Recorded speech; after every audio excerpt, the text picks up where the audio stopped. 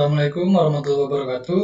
Perkenalkan, kami dari kelompok 4 ingin mempresentasikan ukuran penyebaran data, simpangan rata-rata, standar deviasi, jangkauan kuartil, dan jangkauan persentil.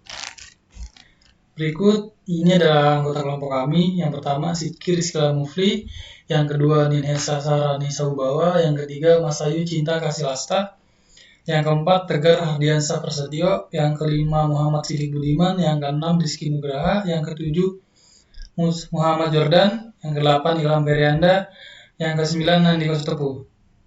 Oke, baiklah tidak usah berlama-lama lagi. Kita masuk aja ke pembahasannya yang akan dibacakan oleh Sidki. Kita akan membahas ukuran penyebaran data. Nah, sebenarnya apa sih ukuran penyebaran data itu? Bisa dibaca di sini. Ukuran penyebaran data adalah sebuah ukuran yang menyatakan seberapa jauh penyimpangan nilai-nilai data dari nilai-nilai pusatnya, atau ukuran yang menyatakan seberapa banyak nilai data yang berbeda dengan nilai pusatnya. Maksudnya gimana tuh? Nah, maksudnya di sini, ukuran penyebaran data itu untuk mengukur perbedaan nilai-nilai dari sebuah kelompok data gitu. Jadi dalam kelompok data itu ada nilai-nilai. Nah, kita tuh mengukur seberapa jauh perbedaan antara nilai-nilainya.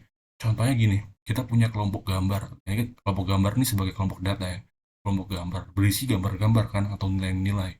Nah, kita menggunakan istilahnya ya, menggunakan ukuran penyebaran data, menggunakan untuk mengukur perbedaan dari ukuran gambarnya, warna gambarnya. Nah, kita seberapa jauh bedanya setiap nilai-nilai itu kita menggunakan ukuran penyebaran data gitu untuk mencari perbedaannya. Nah, dalam usaha membandingkan beberapa rangkaian data, penggunaan ukuran pusat data saja tidak akan memberikan hasil yang baik, bahkan dapat memberikan hasil yang menyesatkan. Nah, kita untuk menghitungnya jangan menggunakan ukuran pusat data saja, tapi kita menggunakan angka-angka yang lain gitu. Jadi nggak memberikan hasil yang menyesatkan. Contoh ukuran penyebaran data itu adalah meliputi simpangan rata-rata, standar deviasi, jangkauan kuartil, dan jangkauan persentil. Nah, 4 contoh ini kita akan membahas di slide-slide selanjutnya. Semakin besar nilai ukuran penyebaran data, semakin besar variasi atau yang ada dalam data tersebut gitu. Sebaliknya semakin kecil nilainya, semakin terkonsentrasi atau seragam data tersebut di sekitar nilai tengah. Maksudnya gimana? Nah, ukuran penyebaran data itu untuk mencari tahu seberapa jauh nilai dengan nilai pusatnya. Nah, semakin besar variasinya, semakin besar nilainya, semakin besar juga, semakin jauh juga dengan nilai tengahnya, atau semakin besar juga variasinya gitu. Tapi kalau misalnya nilainya sebaliknya, kalau nilai kecil gitu, lebih kecil, atau sangat kecil, dia tuh cenderung lebih dekat dengan nilai pusatnya, dan juga biasanya dia seragam gitu. Seragam. Bisa dibaca sini, semakin terkonsentrasi atau seragam data tersebut di sekitar nilai tengahnya. Assalamualaikum warahmatullahi wabarakatuh. Perkenalkan nama saya Nunis Sarani Saubawa ingin menjelaskan tentang simpang rata-rata. Simpang rata-rata juga disebut sebagai device mean. Ini merupakan rata-rata jarak antara nilai dengan rata-ratanya. Pengguna simpangan rata-rata juga menjadi bagian dari cara mencari ukuran penyebaran data, seperti simpangan baku alias standard device. Seperti disebutkan pada pembukaan, simpang rata-rata digunakan untuk mengetahui seberapa jauh nilai menyimpang serta bagaimana persebaran daya yang hendak diolah. Untuk rumus dari simpang rata-rata sendiri terbagi menjadi dua. Ada untuk yang data tunggal dan kelompok. Dua rumus tersebut akan dijelaskan di slide selanjutnya. Terima kasih. Baik, di sini kita akan membahas mengenai rumus simpangan rata-rata. Untuk rumus simpangan rata-rata dibedakan menjadi dua, yaitu rumus simpangan rata-rata untuk yang data tunggal dan untuk yang data berkelompok. Untuk yang data tunggal, kita akan menggunakan rumus yang ini. Simpangan rata-rata sama dengan sigma harga mutlak X dikurang X aksen dibagi dengan N, yaitu X yaitu data KI, dan dikurang dengan X aksen yaitu nilai rata-rata data, dibagi dengan N yaitu banyaknya data. Selanjutnya, rumus simpangan rata-rata berkelompok. SR simpangan rata-rata sama dengan sigma FI di harga mutlak XI dikurang X aksen dibagi sigma FI.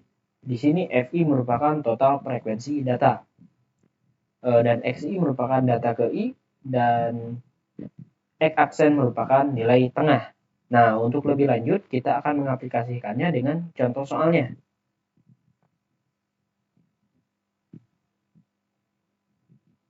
Nah, ini untuk contoh soalnya.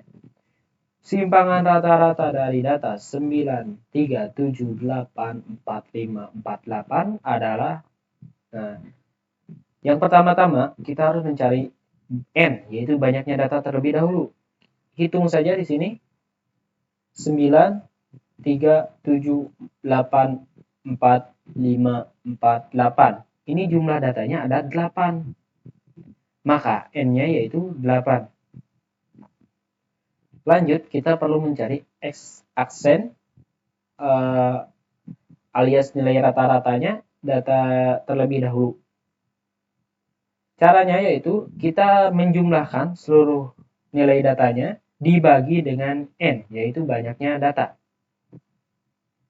Di sini ditotalkan semuanya menghasilkan 48 dibagi dengan N, yaitu banyaknya data, sama dengan 6. Maka X aksen atau nilai rata-ratanya kita peroleh 6. Setelah menemukan nilai rata-ratanya, kita akan memasukkannya ke dalam rumusnya. Seperti yang di rumus, X dikurang X aksen dibagi dengan N. Ini kita masukkan data ke satunya yaitu 9 dikurangi dengan X aksennya, yaitu 6. Ini untuk data yang pertama, dilakukan hal yang sama untuk semua datanya, kita masukkan. Nah, yang kedua, ini yang harus kita ketahui tentang harga mutlak. Itu harga mutlak ya, meskipun nanti hasilnya minus, harus dimasukkan ke dalam keadaan positif. Nah, seperti contoh di sini, 3 dikurang 6, itu hasilnya minus 3. Tapi di sini menjadi positif 3, karena itu harga mutlak. Ini. Simbol seperti ini, harga mutlak. Strip. Dibagi dengan banyaknya data. Kita jumlahkan terlebih dahulu ini. Totalnya 16 dibagi dengan 8 sama dengan simpangan rata-rata untuk data tunggalnya 2. Selanjutnya kita akan mengaplikasikan dalam data yang berkelompok. Ini contoh soalnya. Cari simpangan rata-rata dari data berikut. Ini untuk contoh data berkelompok ya, 1 sampai 3, 4 sampai 6 ini untuk frekuensinya. Ini merupakan data yang berkelompok. Nah, di sini untuk bisa mencari simpangan rata-rata dari data di atas, perlu mencari tahu dulu nilai tengah alias XI. Kita harus mencari nilai tengahnya terlebih dahulu nih. Karena di akhir memerlukan nilai X aksen yang didapat dari XI dikali FI, maka tabelnya akan menjadi, nah ini kita harus mencari nilai tengahnya terlebih dahulu. Nah, caranya kita menjumlahkan yang ini terus dibagi 2. Ini 1 ditambah 3 dibagi 2 menghasilkan nilai tengah 2, XI-nya 2. Nah, untuk data yang selanjutnya sama, 4 ditambah 6 sama dengan 10 dibagi 2 yaitu 5. Untuk FI dikali XI tinggal dikalikan saja, 10 dikali 2 yaitu 20. 4 dikali 5, 30, dan seterusnya. Kita totalkan ke bawah, frekuensinya 30, FI-XI-nya yaitu 201. Lanjutkan dengan X aksen dengan menggunakan rumus. Nah, ini nilai tengahnya. X aksen sama dengan sigma XI dikali dengan FI dibagi sigma FI, yaitu total frekuensi. Kita masukkan di sini ininya, total ininya, XI dikali FI-nya 201 dengan total frekuensi. Total frekuensi yaitu di sini 30. Nah, maka di sini diperoleh 201 dibagi 30, maka X aksennya menjadi 6,7. Selanjutnya, kita perlu mencari simpangan rata-rata masing-masing interval data untuk menentukan sigma FI XI dikurang X aksen pada rumus. Nah, caranya kita akan mencari yang ini nih. XI dikali X aksen. Nah, kita tinggal kalikan saja. XI yaitu 2, X aksennya yaitu 6,7. Maaf, bukan dikali, yaitu dikurang 2 dikurang 6,7, yaitu X aksennya. Nah, ini berlaku yang sama nih di sini, harga mutlak 2 dikurang 6,7 ini seharusnya minus. Tetapi karena harga mutlak, hasilnya harus positif. Sama untuk yang selanjutnya, dikurang dengan X aksennya, nilai rata-ratanya. Dihasilkan seperti ini. Untuk mencari yang ini, kita dikalikan dengan XI dengan X aksennya.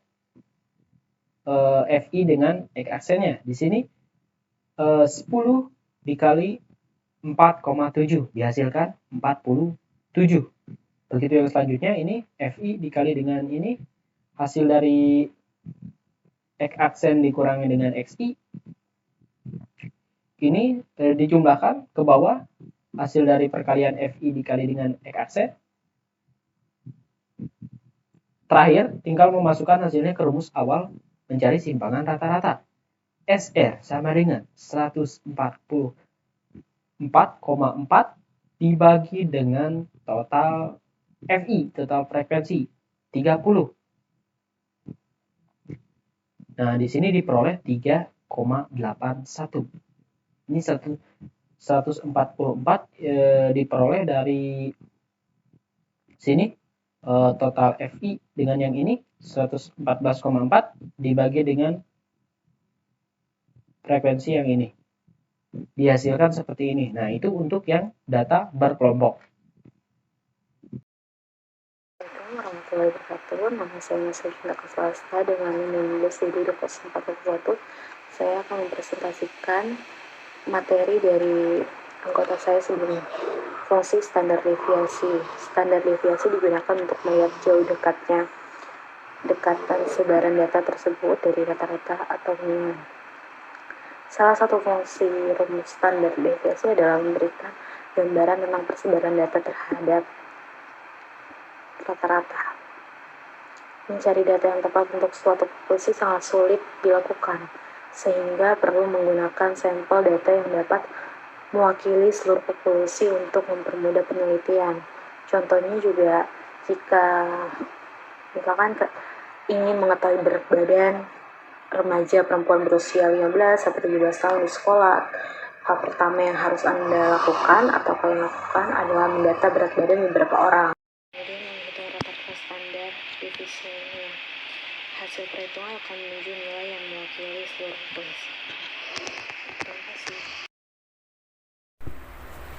Assalamualaikum warahmatullahi wabarakatuh. Perkenalkan, nama saya Andika Sutepu dengan NIM 152200305. Di sini saya akan melanjutkan presentasi dari teman saya yang sebelumnya, dan saya mempresentasikan fungsi standar deviasi. Standar deviasi digunakan untuk melihat jauh dekatnya sebaran data tersebut dari rata-rata atau mean. Salah satu fungsi rumus standar deviasi adalah memberikan gambaran tentang persebaran data terhadap rata-rata. Mencari data yang tepat untuk suatu populasi sangatlah sulit dilakukan, sehingga perlu menggunakan sampel data yang dapat mewakili seluruh populasi untuk mempermudah penelitian. Contohnya, jika Anda ingin mengetahui berat badan remaja perempuan berusia 15-17 tahun di sekolah, hal pertama yang harus Anda lakukan adalah mendata berat badan beberapa orang. Kemudian, menghitung rata-rata dan standar deviasinya. Hasil perhitungannya akan menunjukkan nilai yang mewakili seluruh populasi. Sekian, terima kasih. Assalamualaikum warahmatullahi wabarakatuh. Saya Ilham Firianda, NIM 15220522. Sekarang saya akan menjelaskan tentang standar deviasi kelompok. Berikut rumusnya adalah S sama dengan sigma FI buka kurung XI kurang X aksen tutup kurung kuadrat per sigma FI. Berikut contoh soalnya. Ini adalah contoh soal deviasi kelompok. Nah, soalnya adalah diketahui data di bawah ini adalah data berat badan siswa SMA Depok kelas 11. Hitunglah standar deviasi dari tabel berikut. Pertama-tama kita perlu menghitung nilai tengah. Data pertama adalah 31, 32, 33, 34, 35. Nah, data tengahnya atau pengennya adalah 33. Jika sudah kesusun, cari variannya. Jika sudah tersusun variannya, lalu kita masukkan S kuadrat sama dengan 54.145 kurang 126,5 kuadrat per 30 kurang 1. Hitung dulu kuadrat dalamnya 102,65, hasilnya jadi 53.340,83 per 29 dari 30 kurang 1. Sudah S kuadrat sama dengan 804,16 per 29. Hasilnya jadi 27,72. Karena S nya kuadrat, jadi S sama dengan akar dari 27,72, hasilnya 5,26. Oke, kita lanjut ke jangkauan kuartil. Jangkauan biasa disebut juga dengan range atau rentang. Jangkauan dinyatakan dengan huruf J. Jangkauan adalah selisih dari data atau datum terbesar dikurangi data atau datum terkecil. Jangkauan antar kuartil dinamakan juga rentang antar kuartil atau hamparan. Jangkauan antar kuartil dinyatakan dengan huruf H.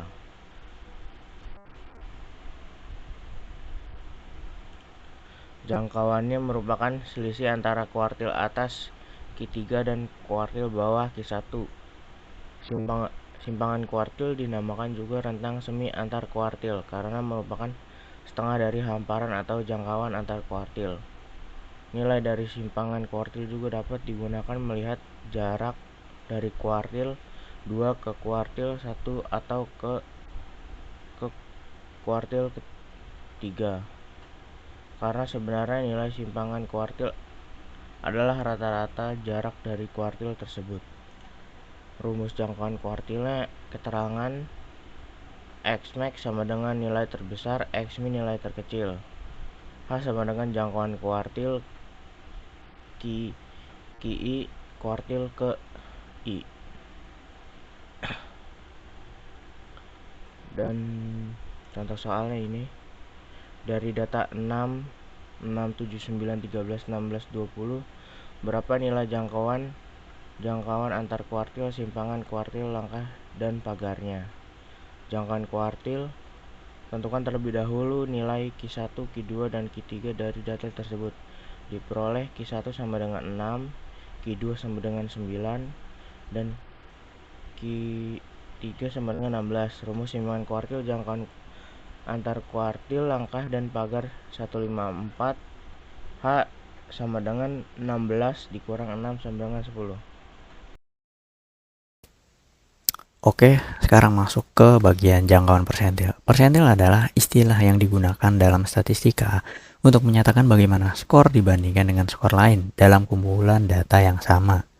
Meskipun secara teknis tidak ada definisi standar tentang persentil, persentil biasanya dikomunikasikan sebagai persentase nilai yang berada di bawah nilai tertentu dalam kumpulan skor data.